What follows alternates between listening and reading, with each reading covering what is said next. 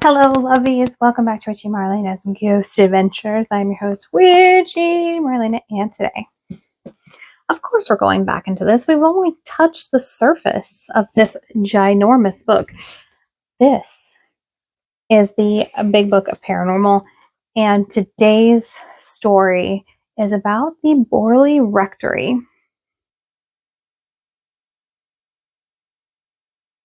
Let's get started.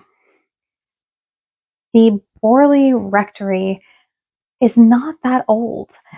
It was erected in the 1860s, and it is now known to be one of the most haunted houses in England, the whole country.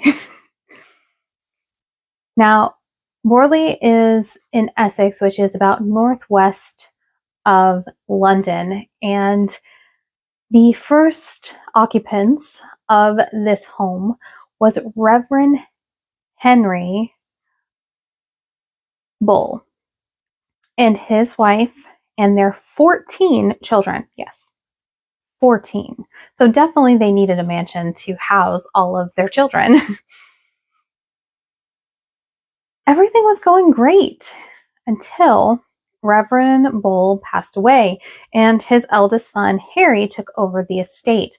Now, when Harry took over, that's when things started to kind of happen where his sisters were starting to see some stuff. They claim that they've seen a nun walking outside the grounds, and then they also claim that they've seen a coach, like a ghostly coach, taking people to their paranormal destinations. Now, it wasn't just the sisters. There was other guests that have also experienced the nuns.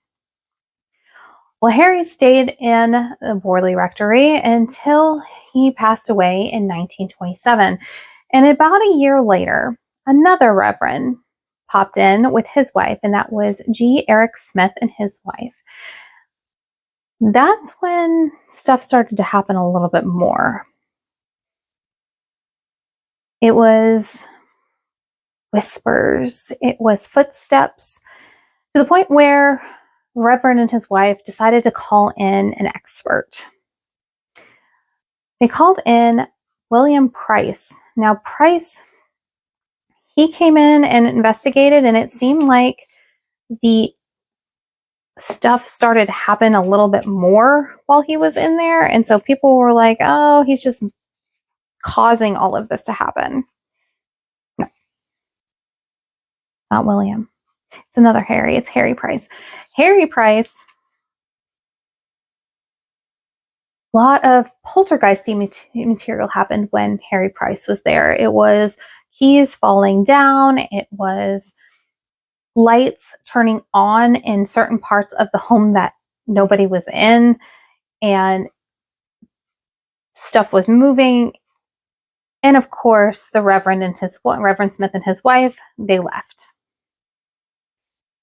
The next occupant of this home was in the 1930s, and that was Mr. Foister. And Mr. Foister was also another reverend. Now, I have to preface this. All of these reverends, I believe, had a congregation across the street. There was a churchyard across the way from the Borley Rectory. So I'm thinking that's another reason why this is going on. But when Mr. Foister came in, it really kicked up a notch. The footsteps, the whispering, the paranormal, poltergeisty stuff being moved. But with Mr. Foister, there was writings on the wall. One time, him and his wife saw "Please help" written on one of their walls. And so underneath of it, they asked, any more information about this?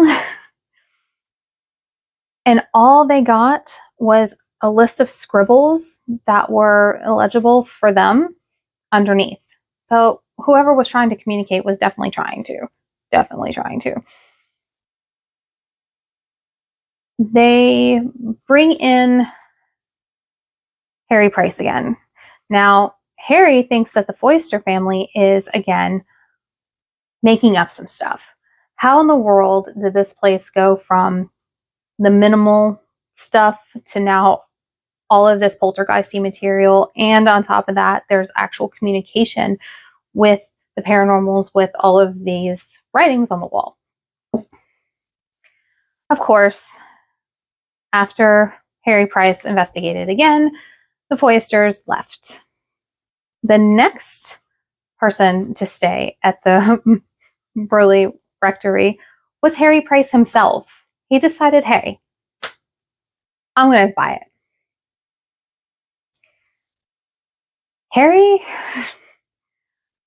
he tried to communicate very hard with the paranormal and was able to get a little bit more information about the other side while he was there. But he also freaked out really bad and left. In the 1930s, after Price left, there was a big fire to the Borley Rectory, and now it is pretty much a shell of its own self. The ruins are still there on the property. They haven't rebuilt it, but people still claim that they see that nun, the coach. They still feel eerie and whispers and around the property. So that's why it's still considered one of the most haunted houses in England to this day, even though it is inhabitable because it's just rubble. Wowza. So I wanted to show you, I found a painting of the Borley Rectory with a nun kind of ghostly right next to it. And this is a picture of the rubble of it now.